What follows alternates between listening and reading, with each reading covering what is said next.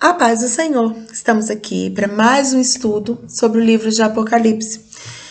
Falando um pouco mais desse livro. Quando o século I depois de Cristo chegava ao fim, as igrejas da Ásia Menor, as 7 igrejas para as quais foram escritas as cartas, elas sofriam risco, para quem não se lembra, de serem acabadas, de fecharem. Por quê? Haviam 2 principais causas.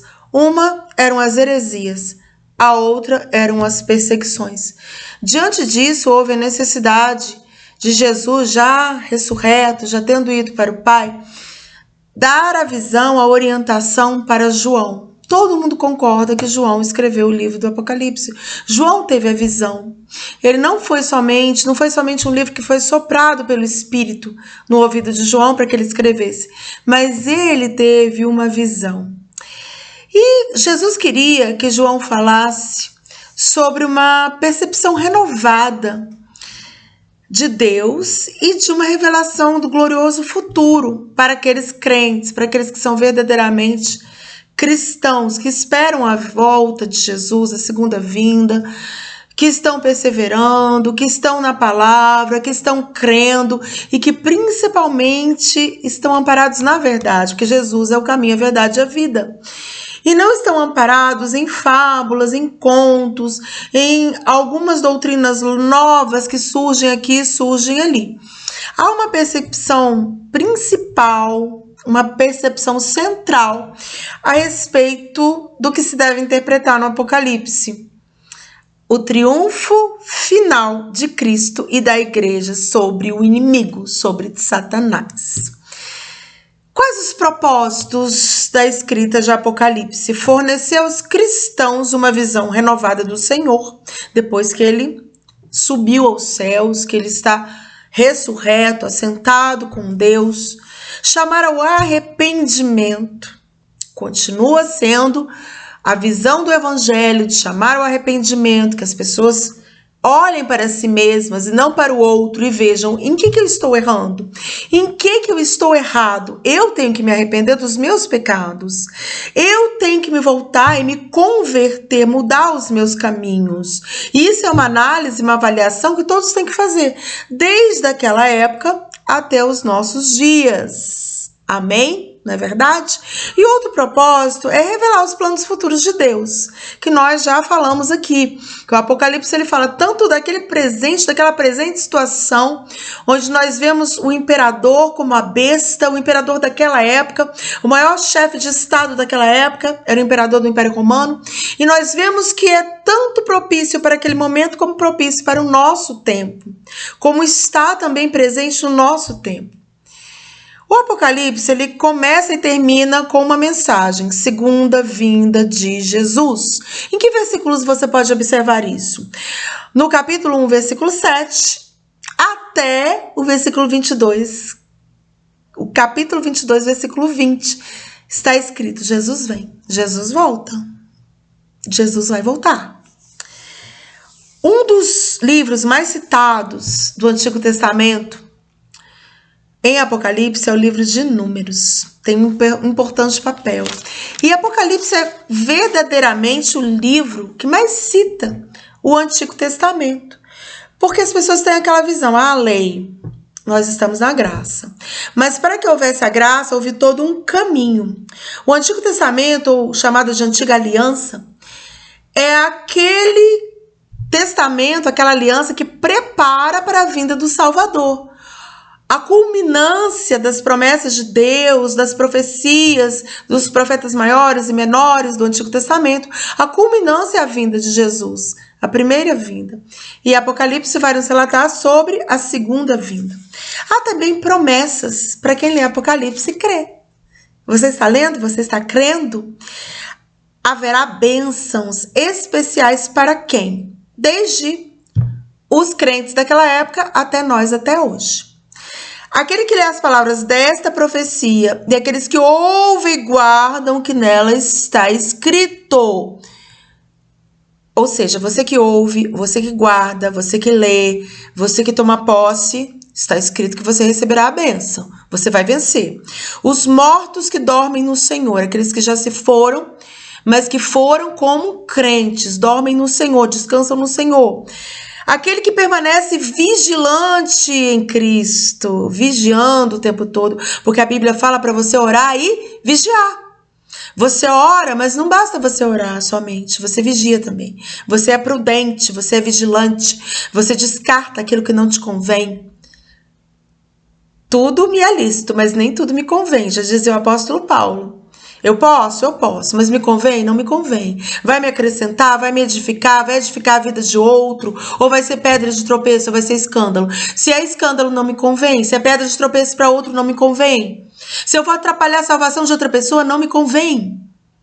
Isso tem que ser observado. Isso é o que o cristão vigilante, ele faz. Os convidados para o banquete do casamento do Cordeiro. O Cordeiro e a sua noiva. É o casamento que está descrito que vai acontecer em Apocalipse, no capítulo 19. Os participantes da primeira ressurreição, aqueles que participaram, que viram, que creram, que estavam com Jesus, aquele que guarda as profecias deste livro e os que lavam as suas vestes e têm direito à árvore da vida. Os que lavam as suas vestes aonde? No sangue do Cordeiro. Então essas são promessas de bênçãos para todos esses. E você se encaixa em várias dessas situações aqui, não é verdade? Você está encaixado aqui. Se você guarda as profecias, se você crê, se você lê, se você ouve, se você lava suas vestes no sangue, você se encaixa aqui. O nosso Redentor, Jesus, ele é o Rei de toda a terra. E Apocalipse é o único lugar que você vai ver que Jesus, ele se refere a si mesmo como o Alfa e o Ômega. Alfa e Ômega são, respectivamente, a primeira e a última letra do alfabeto grego. Ou seja, ele é o começo, ele é o fim. Ele é o início, ele é o final. Existem alguns símbolos dos quais nós ainda não falamos, não é? E um desses símbolos fala sobre, em Apocalipse 12, a mulher, a criança e o dragão. Que é uma mulher pronta a dar à luz e o dragão está pronto a querer devorar essa criança. E qual é a interpretação correta disso? A mulher é a Israel, é o povo israelita, que está esperando quem? O Salvador. A criança é Jesus, esse Salvador. E o dragão é outra tipificação de Satanás, aquele que vai ser vencido, aquele que vai ser derrotado. E a criança, ela nasce. A mulher, ela vai se refugiar no deserto por 1260 dias, conforme está escrito, como se fosse uma fuga. Qual é a simbologia desses 1260 dias? Que a mulher não é uma mulher física, é todo o povo de Israel, é o povo do Senhor. Esse período de refúgio no deserto é um período justamente onde nós vemos que Israel está o quê? Está lá, está guardado, está escondido. Um dia para Deus é como 1000 anos. Não é verdade? Então a tipologia desse tempo é o tempo que Deus está preparando Israel. Porque haverá uma chance para Israel em remissão. Por quê? Porque é o povo escolhido de Deus. Eles não creram em Jesus como Salvador, eles ainda esperam o seu Salvador. Mas antes do casamento, eles vão crer. Eu creio assim, eu creio que eles vão crer. Porque Deus não ia abandonar seu povo. E eles creem em Deus, no mesmo Deus que nós. Eles só não creem que Jesus é o Messias. Porque ao invés de um grande rei, um rei em toda a sua glória, em todo o seu luxo, Jesus veio numa manjedoura. Jesus veio de uma maneira para confundir. Porque as coisas de Deus são assim. Ele coloca tudo na simplicidade para confundir aqueles que acham que é tudo muito complicado, muito solene, muito difícil. Mas Deus, ele vai descortinando isso para nós. Ele vai nos explicando, nos mostrando que as coisas dele são simples. Que as coisas dele estão aí para todo olho ver. Como a vinda de Jesus, a segunda vinda. Todo olho vai ver. Todo ouvido vai ouvir. Todos verão que Jesus Cristo é o Senhor para a glória de Deus Pai. Amém? Isso é uma grande verdade. E felizes aqueles que já creem agora. Muita gente começou a buscar crer em Jesus e nas promessas e nos fatos vindouros depois que ocorreu uma pandemia no mundo. Mas felizes aqueles, como disse Jesus para Tomé, feliz aquele que creu sem precisar ver. Feliz aquele que creu sem precisar apertar, não é? Numa chaga de Jesus. Felizes somos nós quando nós cremos, nós já temos a promessa, nós já sabemos que o que está escrito em Apocalipse é para nós. Jesus vai vir e Jesus vai vencer. E Apocalipse também vai nos falar do Armagedon. O Armagedon é uma grande guerra. E o Armagedon, ele vai acontecer entre Jesus e seus exércitos e o inimigo e também as pessoas que estão a favor do inimigo. Aqueles que Quem está a favor do inimigo? Você pode pensar, são somente aqueles satanistas que fazem lá a chamada missa negra, que tomam a hoste negra, que adoram uma cruz de cabeça para baixo. São os satanistas? Não só os satanistas. Sabe por quê? Quem não é por ele, quem não ajunta, espalha.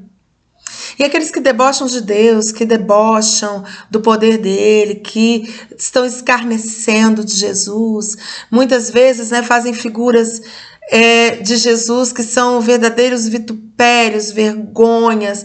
É Jesus vestido de mulher, é a mãe de Jesus como prostituta. Todas essas pessoas que debocham da verdade são inimigos de Deus. Porque ou você ama a verdade ou você odeia.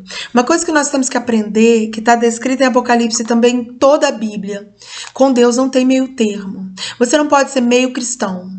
Eu sou meio crente, meio ímpio. Ou você é ímpio ou você é crente. Crente é aquele que crê. A palavra crente, crer. Ímpio é aquele que tem a impiedade, que não tem a piedade, que não tem a crença, que não tem o amor, que não tem o mandamento no seu coração. Ou você é crente ou você é ímpio. Ou você é cristão ou você nega Cristo. Não tem como ficar no meio termo. E no próprio Apocalipse Jesus vai falar: os mornos eu vomitarei, ou seja frio ou seja quente. Não tem mais como a gente ficar numa posição em cima do muro. Então por isso nós temos que examinar as escrituras, estudar a palavra, tomar posse, entender. O Apocalipse não foi feito como um livro de um grande segredo para você ficar temeroso e não abrir na sua Bíblia. A Bíblia é feita para ser examinada, não é feita para ser lida. É lida com interpretação, com o auxílio do Santo Espírito de Deus. O Espírito Santo me ajuda a elucidar, a entender. Muitas coisas Deus não revela de imediato, porque nós não temos, muitas vezes, estrutura para isso. Mas Deus, ele vai nos revelando à medida que nós vamos nos aprofundando e a palavra vai ser edificada em nós. E nós vamos sendo menos crianças. O apóstolo Paulo, ele nos compara à criança. A criança bebe o leitinho, porque ela não dá conta ainda, não tem dente ainda. A partir do momento que ela vai crescendo, ela vai comendo a papa, e depois alimentos mais sólidos, mais mastigáveis. E assim o apóstolo Paulo compara os cristãos. Então nós não estamos mais em tempo de sermos aqueles cristãos que ignoram a palavra, que acham que vão à igreja para ouvir um louvor bonito, para o pastor dar uma promessa de uma chave e você vai embora para casa feliz. Não, a Bíblia manda examinar as escrituras, toma posição. Você é uma pessoa escolhida por Deus. Deus tem um propósito na sua vida. E a palavra de Apocalipse, ela está dizendo, Jesus vai triunfar o inimigo. Você está vendo muitas vezes tantos fatos que parece que o diabo vai vencer. Mas há uma promessa em Apocalipse. Jesus vai voltar. E ele triunfa sobre o diabo. Amém? Eu agradeço você ter acompanhado até agora mais esse estudo sobre o livro de Apocalipse. Nós estamos chegando ao final desse estudo, só temos mais um. E espero que tenha sido útil e que você possa vir a refletir nessas palavras, porque o Senhor quer te dar vitória, quer que você esteja participando do banquete como noiva, como a igreja, como eleita, como separada, como santificada e lavada no sangue do Cordeiro. Amém? Glória a Deus.